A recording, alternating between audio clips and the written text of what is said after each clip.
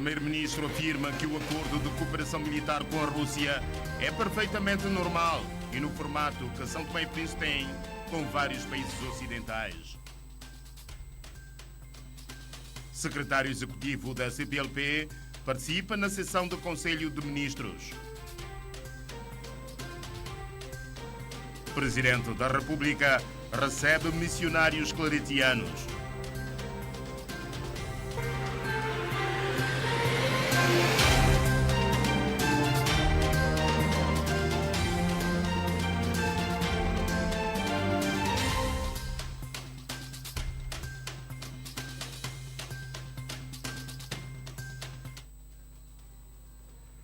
Boa noite.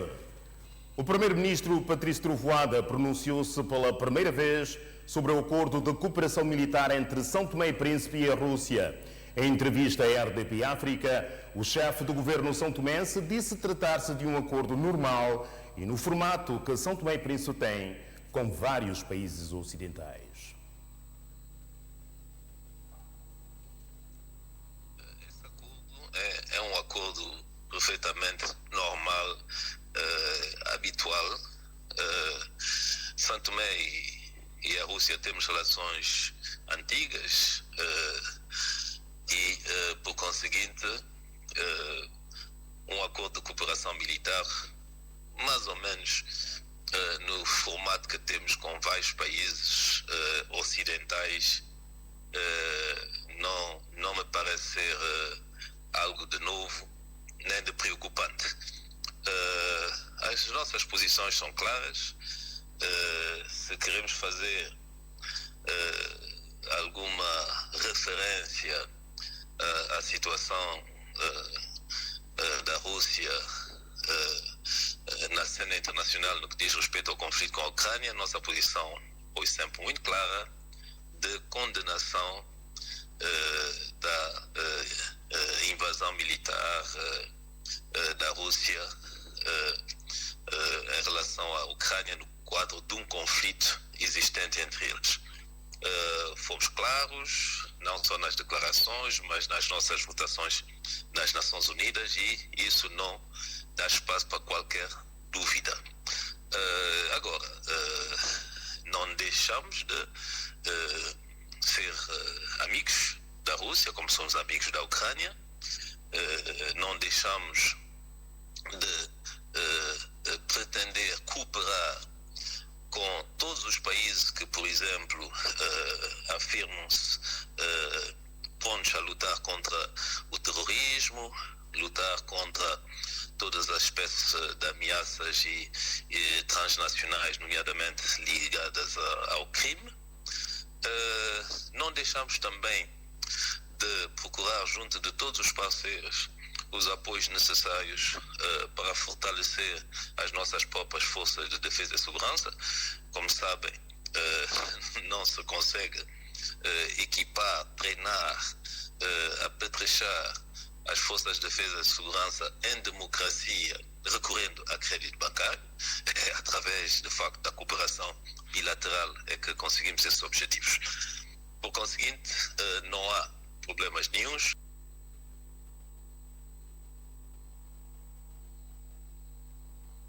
O ministro voltou a reafirmar que não vê motivos para tanta estranheza sobre o acordo de cooperação militar entre São Tomé e Príncipe e a Rússia. Patrício Trovoada disse que recebeu o embaixador dos Estados Unidos da América e as declarações proferidas pelo diplomata norte-americano testemunham as excelentes relações entre São Tomé e Washington.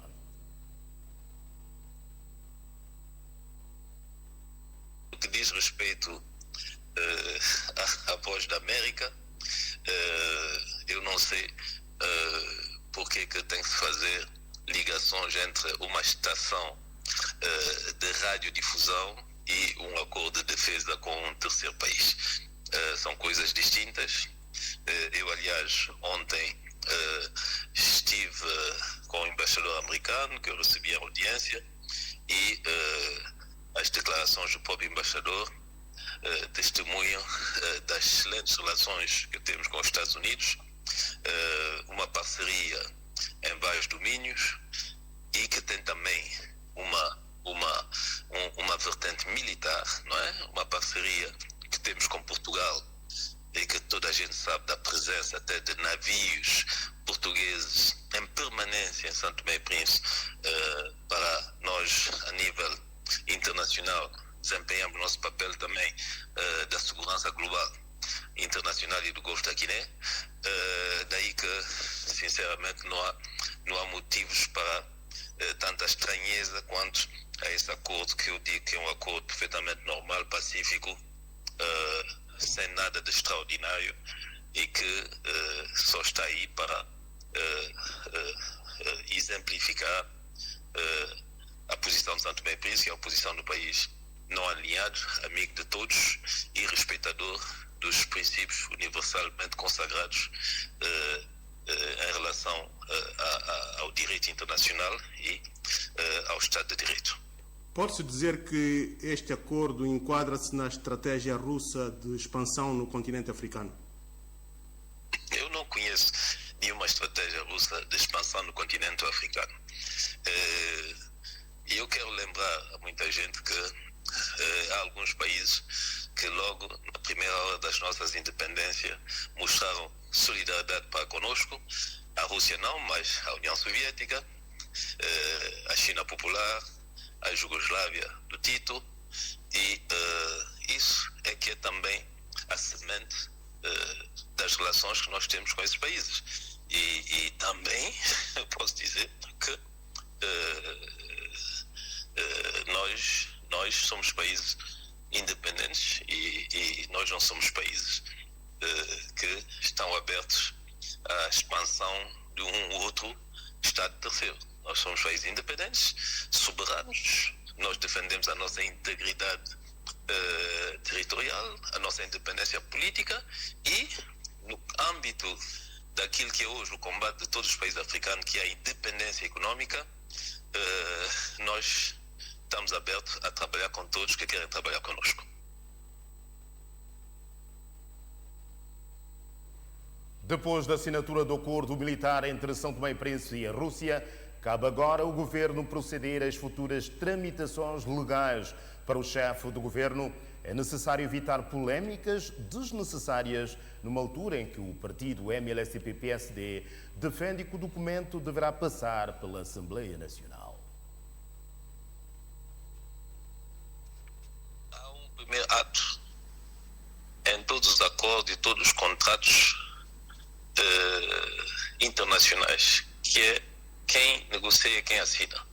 E depois, em função da matéria, do conteúdo, isso segue para outras instituições, a Assembleia Nacional às vezes, a Assembleia Nacional, o Presidente da República por outras vezes. Agora, cabe ao governo negociar, assinar acordos e a partir daí segue os outros trâmites.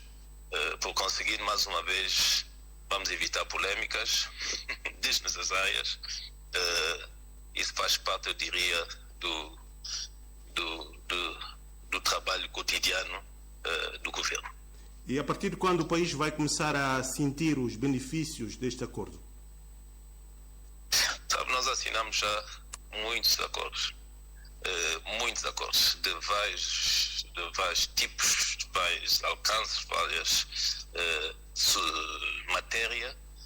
O que é importante é a implementação. Não estamos a falar mesmo os acordos financeiros muitas vezes demoram a entrar em ação e aplicação. Como eu digo, isso é, como se diz em inglês, business as usual. Vamos assinar um acordo, não há nada especial. Tivemos já acordos no passado, é só, eu diria, alguma nova toalete a nível dos acordos que temos com a Rússia, e a vida continua.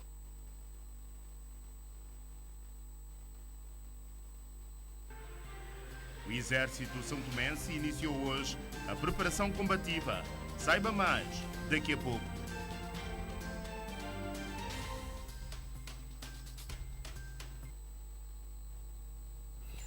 O secretário executivo da Comunidade de Países de Língua Portuguesa admitiu hoje que os cidadãos da comunidade continuam expectantes sobre o que vai acontecer em relação a mobilidade no espaço comunitário. Zacarias da Costa participou esta quinta-feira na sessão do Conselho de Ministros. O secretário executivo da CPLP encontra-se na capital santomense há cerca de 5 dias. Participou na abertura dos trabalhos da 13ª reunião dos ministros da Cultura e reuniu-se com o primeiro-ministro Patrício Trovoada. Esta quinta-feira tomou parte numa sessão de trabalho do Conselho de Ministros. Nesta altura em que São Tomé assume a presidência, em que os trabalhos já estão, eu diria, num ritmo bastante avançado, velocidade de cruzeiro, em que conseguimos já realizar várias reuniões técnicas e várias reuniões ministeriais, era importante também ouvir o feedback dos senhores ministros e planearmos também as atividades, não só reuniões técnicas e ministeriais, mas também trocarmos impressões sobre assuntos que são prementes para a nossa comunidade. Zacarias da Costa considera, entretanto, que há muitos assuntos ligados à comunidade lusófona que estão em cima da mesa, apesar de ter sido aprovadas linhas de orientação muito claras. Vamos avançar em termos de implementação da agenda económica e empresarial. Hoje discutimos também um pouco isso. Em termos de mobilidade, eu sei que os nossos cidadãos estão mais expectantes em relação àquilo que poderá acontecer, mas, enfim, todos estamos a olhar para a mobilidade mais para Portugal. Mas temos que olhar também para, enfim, o momento de mudança que neste momento Portugal está a viver e também em relação à transformação dos serviços estrangeiros e fronteiras para novas instituições que possam lidar com este caso. Mas quero dizer-vos que, enfim, a nível global da comunidade, a maior parte dos países já adaptou a sua legislação interna àquilo que se assinou em Luanda e, portanto, nós estamos a trabalhar no sentido de aproximar mais os cidadãos da comunidade, mais do que aproximar para os nossos cidadãos. O secretário executivo da CPLP promete encontrar nos próximos dias com o governo português para se inteirar sobre eventuais alterações ou suspensão do acordo de mobilidade que está a provocar o fluxo de imigrantes dos países africanos lusófonos para Portugal. Eu, de facto, ainda não tive a oportunidade de me encontrar com as autoridades portuguesas, vou fazer nas próximas semanas. Tive também compromissos internacionais que me levaram, enfim, aos vários cantos do mundo. O mais importante é que as autoridades portuguesas estão também abertas, sobretudo no governo, para rapidamente resolvermos esta situação. Não temos a informação que os vistos deixaram de existir. Portugal é parte também deste acordo e atualizou ou adaptou a sua legislação interna. Precisamos reforçar as instituições que foram criadas para poder receber, integrar os nossos cidadãos, para que sintam também em Portugal como se sentem no seu próprio país. Secretário Executivo da Comunidade dos Países de Língua Portuguesa reúne-se com o Conselho de Ministros do Governo santomense. O secretário executivo da CPLP considerou hoje que o acordo militar assinado pelos governos de São Tomé e Príncipe e da Rússia é um assunto interno que não deve envolver a comunidade. Estado a comentar sobre o facto, a saída da reunião do Conselho de Ministros, Zacarias da Costa disse que não se deve fazer drama sobre a decisão de um país soberano.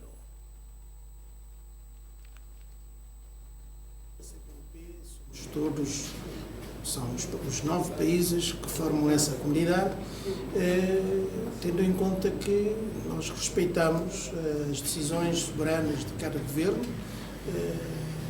naturalmente também respeitamos a decisão, temos que respeitar as decisões soberanas das autoridades de São Tomé e Príncipe. Eu penso que não há drama, há questões que são transversais a todos os países, a questão do terrorismo, da droga, enfim, nós temos que encontrar soluções para poder lidar com esses desafios que são comuns. Portanto, eu não vejo nenhum problema, é uma decisão soberana do país, temos que respeitar.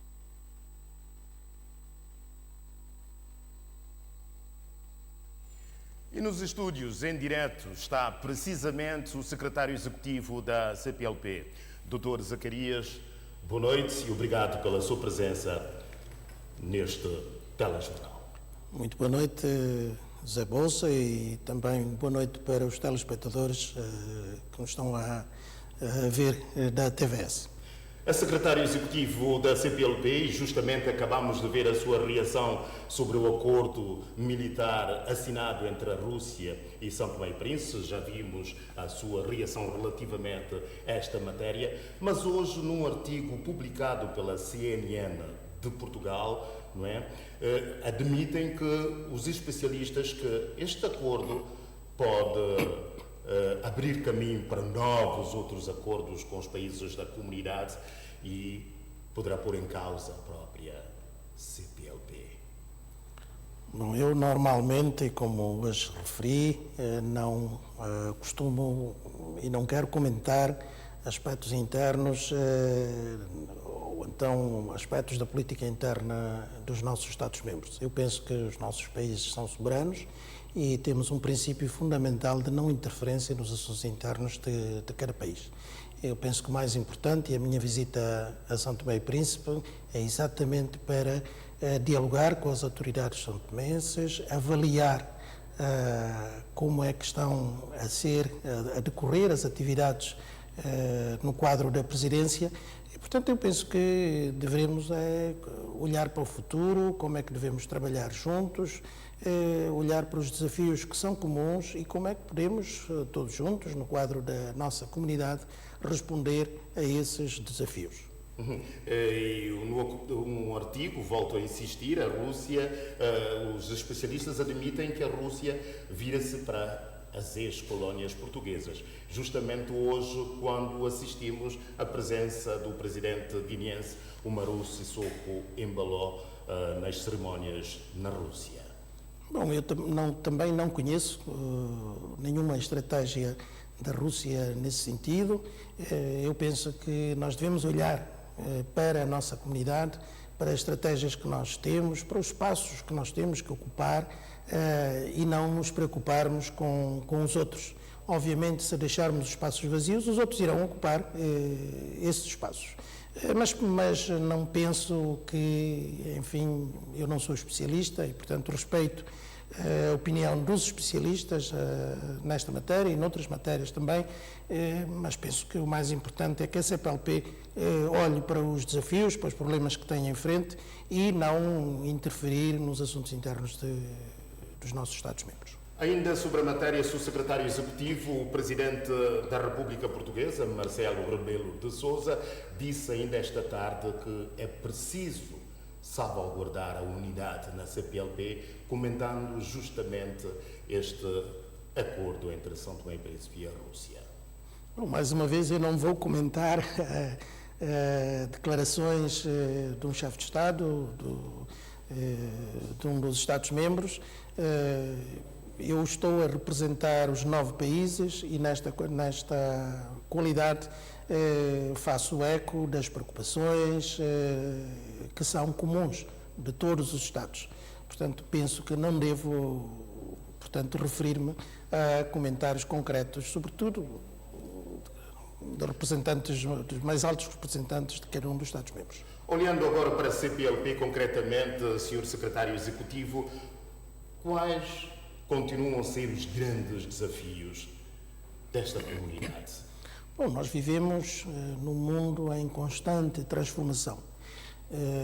A CPLP já existe há quase 28 anos e, portanto, nós temos que ajustar-nos, adaptar-nos à realidade em que nos encontramos.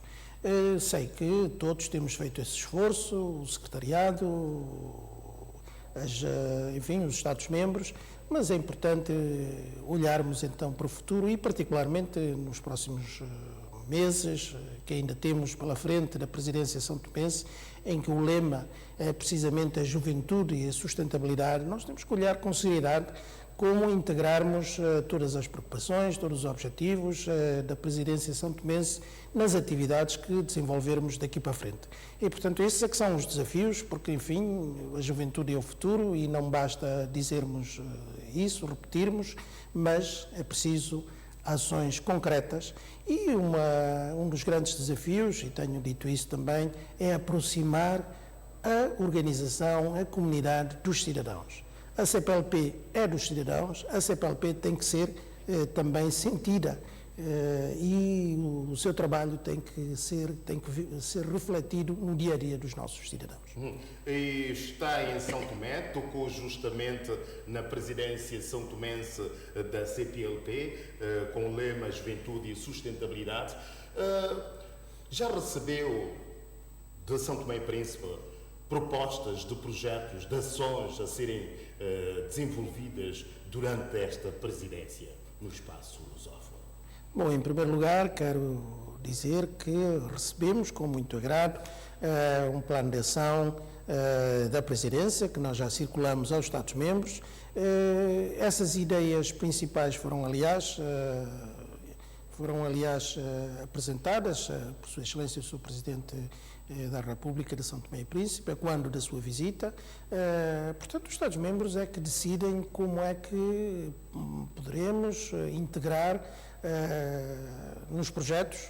Nós vamos ter uma reunião de pontos focais que irão decidir precisamente sobre os projetos que estão em cima da mesa. Não será o Secretariado Executivo, não serei eu, mas sim, temos ideias concretas, temos projetos concretos e não posso referir-me aqui porque ainda não estão aprovados, mas sim, eu penso que no quadro dos objetivos que a presidência de São Tomé e Príncipe pretende alcançar, nós iremos desenvolver tudo o que for necessário, todos os esforços que forem necessários para implementar e chegarmos a bom porto, levarmos a bom porto, aliás, a presidência são-tomense da nossa comunidade. Hoje esteve presente na sessão do Conselho de Ministros, presidida pelo Primeiro-Ministro e chefe do Governo. Sentiu o pulsar de São Tomé e Príncipe na concretização dos objetivos propostos dessa sua liderança da comunidade? Bom, hoje mais ainda, mas venho mantendo um diálogo constante com a presidência são-tomense. Não é a primeira vez que me encontro com o Sr. Primeiro-Ministro, já nos encontramos em Lisboa, já estivemos aqui durante a cimeira, com o Sr. Ministro Guadalupe é também um contacto frequente e com o embaixador, coordenador do Comitê de Concertação Permanente. Portanto, mantemos esse diálogo permanente em todos os setores. Há uma preocupação de São Tomé e Príncipe relativamente à concretização dos objetivos preconizados durante a presidência? A preocupação é no sentido de fazer melhor e nós, à medida que formos desenvolvendo as atividades, realizando as reuniões setoriais, ministeriais, vamos sentindo que é sempre importante aprendermos com uma atividade e podermos sempre fazer melhor no futuro. E vamos também juntos procurar, perspectivar soluções para os problemas que estamos a enfrentar, nomeadamente no que toca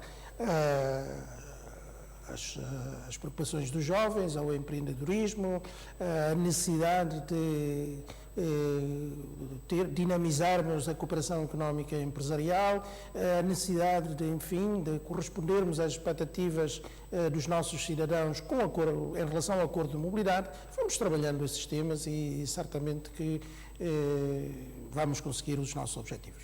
Até que ponto é que sente, justamente tocando neste aspecto, o acordo de mobilidade, até que ponto é que sente que poderá estar eventualmente tremido esta mobilidade que sempre se almejou no espaço lusófono?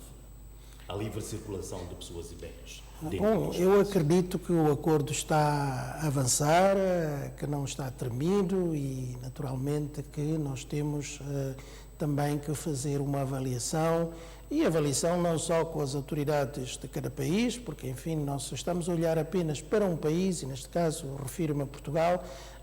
Nós temos tido esse diálogo e espero que agora, com o novo governo, as novas autoridades portuguesas, possamos conjuntamente fazer também uma avaliação daquilo que foram os primeiros meses de implementação deste acordo, muito importante para a nossa comunidade, mas não só com Portugal, com o Brasil, com Cabo Verde, com Moçambique, com aqueles países que já ratificaram, mais do que ratificar, já adaptaram a sua legislação interna ao novo acordo. E, portanto, penso que não temos que preocupar-nos que o acordo não está a dar para frente. Temos, sim, aspectos concretos, dificuldades, alguns constrangimentos que vamos identificando e certamente vamos fazer o nosso melhor para resolver. E disse na reportagem que vimos, não é, que vai ter um encontro com as autoridades portuguesas no sentido de se inteirar melhor da situação, justamente sobre este acordo. Vai advogar no sentido de que ele seja cada vez mais efetivo? Bom, eu vou fazer uma análise dos primeiros meses da implementação do acordo. Nós já fizemos esta caminhada, estamos a compreender que, enfim, há instituições novas que foram criadas e que, naturalmente, em nosso entender, respondem ou não às expectativas dos nossos cidadãos. Mas pronto, nós também temos que ver com as autoridades de cada país se realmente essa avaliação é correta e como é que nós podemos, como referi anteriormente, trabalharmos conjuntamente para melhorar no futuro. Senhor Secretário Executivo da CPLP, a organização já existe há algum tempo a esta parte. Até onde a CPLP pode chegar? A CPLP é e será aquilo que nós, os Estados-membros, quiserem.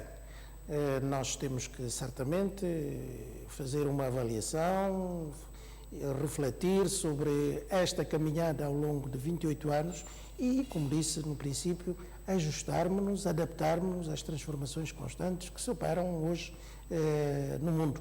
E eu tenho a certeza que hoje a CPLP é mais relevante e a prova disso é que temos cada vez mais pedidos de adesão a observadores associados. Também temos alguns pedidos para serem membros, mas, enfim, compete aos Estados-membros, nos órgãos próprios, pronunciarem-se sobre essas novas adesões, que eu não vou também aqui adiantar, porque, enfim, necessitam certamente de uma apreciação e de um pronunciamento dos nossos Estados-membros. E sente que a CPLP tem ganho terreno dentro do espaço internacional? Sim, a CPLP tem se afirmado a nível internacional e tem sido, como disse, cada vez mais relevante. A prova disso é que, enfim, a CPLP também participou na última reunião dos ministros de Relações Exteriores e Negócios Estrangeiros do G20. É um passo histórico, a nossa voz também foi ouvida, estivemos presentes e penso que ainda no futuro, aproveitando o facto do Brasil estar a presidir este grupo tão importante, podermos estar também em outras reuniões e penso que hoje a CPLP já não é apenas o espaço, enfim, essa comunidade dos 9 países, mas hoje estamos no mundo e o facto de estarmos nos 4 continentes, termos, enfim, especificidades que nos são únicas, uma experiência que é única, que é valorizada pelo mundo inteiro e por isso nós próprios, dentro da nossa comunidade, devemos também prestar uma maior atenção e valorizar o espaço que temos, as oportunidades que temos e as potencialidades que temos no futuro. Zacarias da Costa, Secretário Executivo da CPLP, obrigado pela sua presença em direto neste telejornal. Eu é que agradeço. Muito obrigado. Portanto, estivemos com o Secretário Executivo da CPLP para falar um pouco das atividades desta organização da lusofonia e também um pouco a sua reação sobre o acordo militar rubricado entre São Tomé e Príncipe e a Rússia. Carlos Horácio, verga da Congregação Geral dos Missionários Claretianos com residência em Roma, que se encontra de visita ao país, foi recebido pelo Presidente da República, Carlos Villanova. À saída do encontro, o Padre Miguel Lino, superior dos missionários claretianos no país, falou dos objetivos da vinda de Carlos Horácio a São Tomé e Príncipe. como é das nossas constituições, nosso diretório, em que sempre que vier uma entidade nossa, religiosa, que seja uma instituição maior, diríamos, devemos saudar as nossas entidades civis, políticas. O Sr. Presidente, de facto, foi humilde, até diria, em dizer que aprendeu mais coisas, porque por vezes só sabemos da vida da igreja, dos padres, assim, mas no fundo como é que eles estão estruturados ou como é que a igreja está estruturada, muitas das vezes se desconhece esse aspecto. Por questões de agenda, só tivemos mesmo com o Presidente, até assim de uma maneira muito apertada, porque senão também não nos gostaria nos encontrarmos com Sua Excelência, o Primeiro-Ministro, sem problemas nenhuns, o Presidente da Assembleia Nacional, mas pronto, foi desta via também, o mais alto magistrado da nação, e nos encontrarmos.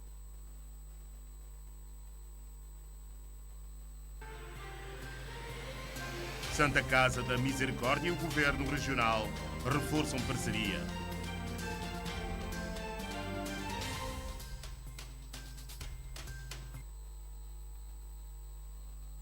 O Exército Nacional iniciou esta quinta-feira preparação combativa. Trata-se de uma ação para intensificar a prontidão dos militares para eventualidades. Artilharia, Polícia Militar, Novas Tecnologias, Agropecuária, Armamento Geral, Enfermaria integram as 21 secções que os militares do Quartel-General estão a ser treinados no âmbito da preparação combativa. Os nossos homens, quando vêm de instrução de recruta, eles vêm de uma instrução básica, superficialmente. É através dessa preparação que estamos a iniciar hoje que eles vão conhecer o fundamento, quem é de infantaria, quem é de artilharia, cada um nas suas diversas áreas.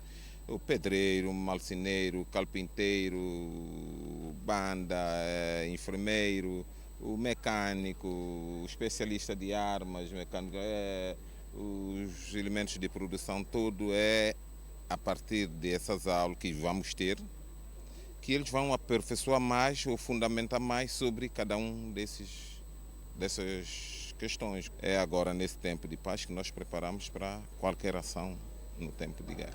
A engenharia é uma das apostas. A instituição pretende que, mesmo após o serviço militar, os efetivos possam estar dotados de algum conhecimento. Depois de 2 anos que eles vão para casa, pode chegar um momento que nós precisamos, o país precisa, pode chamá-los para cumprir missões, para apoiar, para fazer qualquer coisa enquanto há qualquer problema a nível de Força Armada. Para além disso, aqui é um centro de instrução, um centro também, em que elementos vêm sem conhecer nada, mas quando vai pode ir a conhecer alguma coisa. Como nós nesse momento temos um propósito de habilitar alguns elementos, ou muitos, quanto mais nós pudermos, que faz parte de engenharia, quanto a pedreiro, quanto a carpintaria, estamos muito vocacionados para essa direção, em que cada um, quando sai com qualquer dessa profissão, já ajuda na vida civil. A iniciativa tem a duração de quase 3 meses e, como resultado, o quartel espera que os militares estejam preparados para as missões que lhes forem incumbidas com zelo, disciplina e eficiência.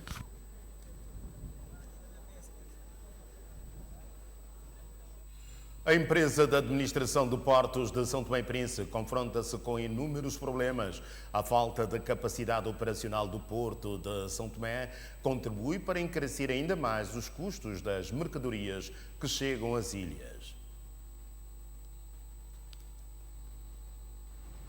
A dimensão do porto de São Tomé e a falta de meios flutuantes constituem o calcanhar daqueles da Enapor, a empresa da administração de portos de São Tomé e Príncipe. Ainda temos um cais com 2 a 3 metros. Isso não permite que muitos navios se atracam no nosso porto, e todo o transbordo é feito ao alto mar, e o tempo da descarga é tremendo. Praticamente o navio perde 2, 3 dias para fazer um desembarque de 100 a 200 contentores, e hoje, no mundo moderno, isso já não existe. Situação que também concorre para encarecer o custo das mercadorias que chegam às ilhas. Um barco que passa por aqui com 150 a 200 contentores fazem 3, 4 dias, e naturalmente que os clientes também têm que pagar por isso. Daí, se nós temos um porto com um pouco mais de profundidade, isso vai diminuir o custo de transporte e, naturalmente, isso ia refletir no consumidor final com melhores preços. Enquanto não houver financiamento para a extensão do porto de São Tomé, são os consumidores que vão continuar a pagar a fatura dos custos operacionais numa altura em que a própria infraestrutura portuária está a ruir. Esse problema vamos resolver de imediato. Já temos orçamento, iremos fazer alguns blocos para completar as partes que estão em falha. Está tudo isso, já está orçamentado, e nos próximos dias, na próxima semana, vamos fazer grande intervenção. Hamilton Souza, que assumiu a gestão da Enapor há 5 meses, considera prioritária a extensão do porto de Ana Chaves até que se concretize o tão almejado projeto do porto em águas profundas. O Governo Regional e a Santa Casa da Misericórdia assinaram um protocolo que vai reforçar a parceria entre as partes.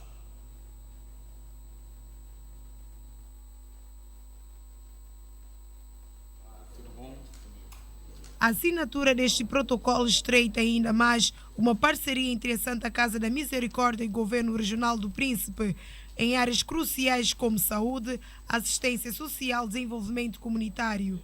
Durante a cerimônia, as partes expressaram seu compromisso em trabalhar em conjunto para fortalecimento desta parceria estratégica, destacando os benefícios tangíveis que serão traduzidos para a população.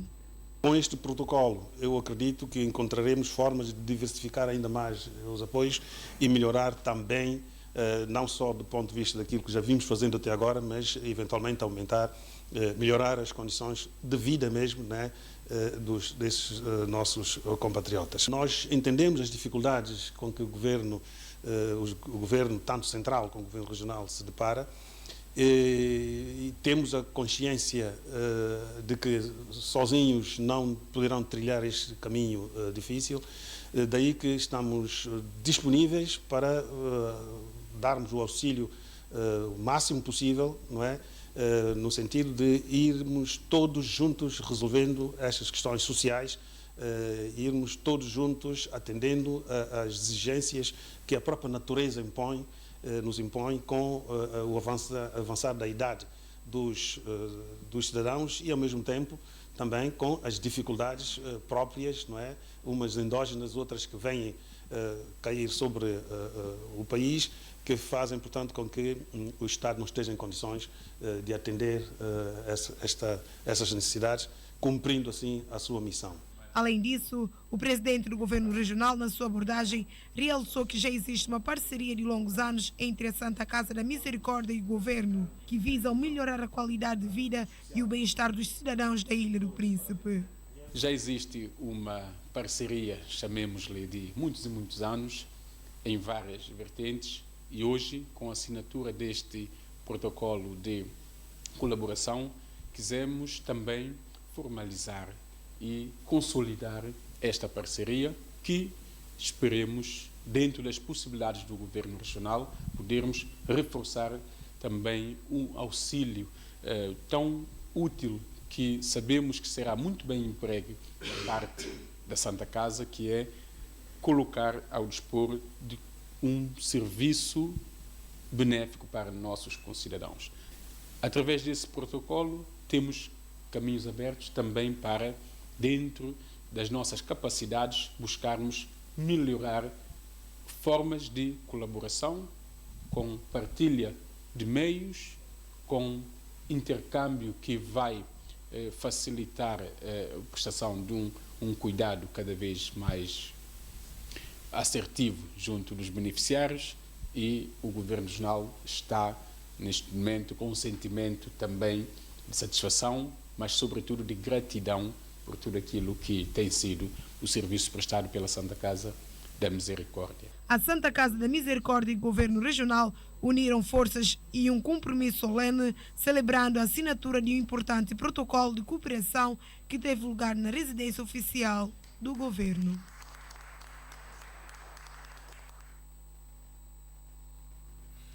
O Dia Mundial da Cruz Vermelha e do Crescente Vermelho foi assinalado esta quarta-feira com um almoço com os idosos no lar de Palmar.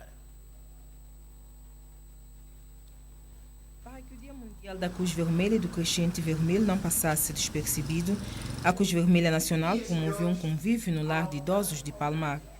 Nós resolvemos, em Santo Tomé, festejar com os nossos idosos, fazer um almoço de comemoração com os nossos idosos. Porque, pronto, diariamente nós assistimos eles. Então, isso quer dizer que nós estamos a aumentar mais tempo de vida. Então, como o lema é dar mais vida, então, hoje estamos aqui com eles para festejar o dia, não é? Para não ficar só a festejar com a juventude ou numa outra comunidade, numa outra atividade, então viemos para ter com idosos. A Cruz Vermelha tem tido muita dificuldade nesses últimos dias, mas com a ajuda do nosso parceiro da Federação, hoje estamos aqui para comemorar esse 8 de maio. É uma grande valia, é uma alegria para os nossos idosos. Brindes e cortes de bolo não faltaram.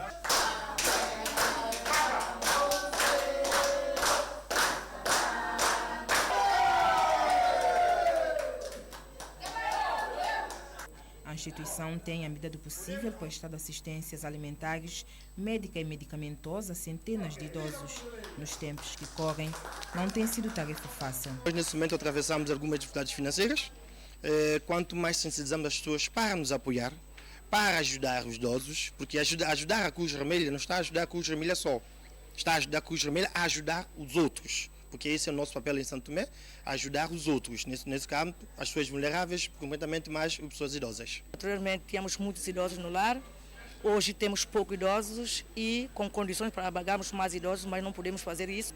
É que esses idosos são idosos que deram a sua vida para esse país e precisam muito mais, para não verem para a Cruz Vermelha, mas sim para ver para cada um dos idosos que estão cá neste lar.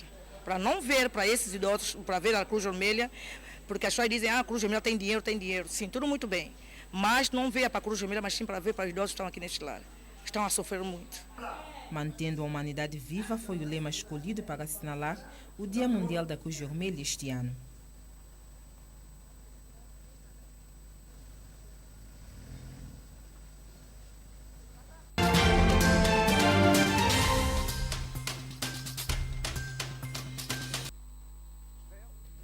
Quinta-feira, 9 de maio de 2024, foi o Telejornal. Em nome de toda a equipa, boa noite.